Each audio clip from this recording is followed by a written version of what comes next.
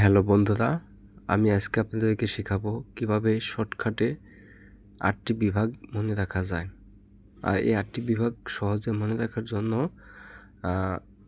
আজকের এই ভিডিওটি আপনাদেরকে শেখাবো শর্টকাটে কিভাবে আমরা 8টি বিভাগ মনে রাখতে পারি। তার জন্য এই ভিডিওটি শেষ পর্যন্ত দেখবেন। চলেন আমরা কথা না বাড়িয়ে শুরু করি।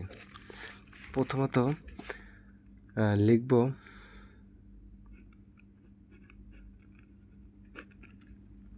ঢাসরা খুব স্থির।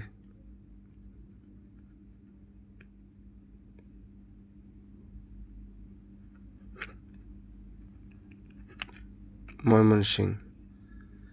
আমি কি লিখলাম যে ঢাসরা খুব স্থির ময়মনসিংহ। এখানে আমাদের 8টা বিভাগের নাম আছে। এখন আমরা এই হাতে বোঝা কি ঢাকা, এই সাথে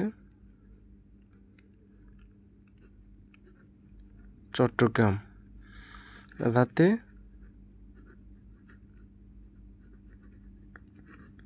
রাজশাহী, আর এই খতে বোঝা কি খুলনা, বতে বরিশাল, আর দন্তের সাথে সিলেট। আর এই রতে কি বোঝাবে?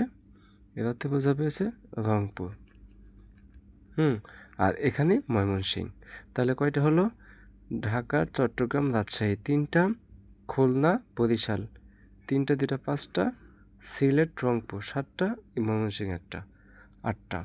এটা যদি আপনারা মনে রাখতে পারেন তাহলে সহজেই এটা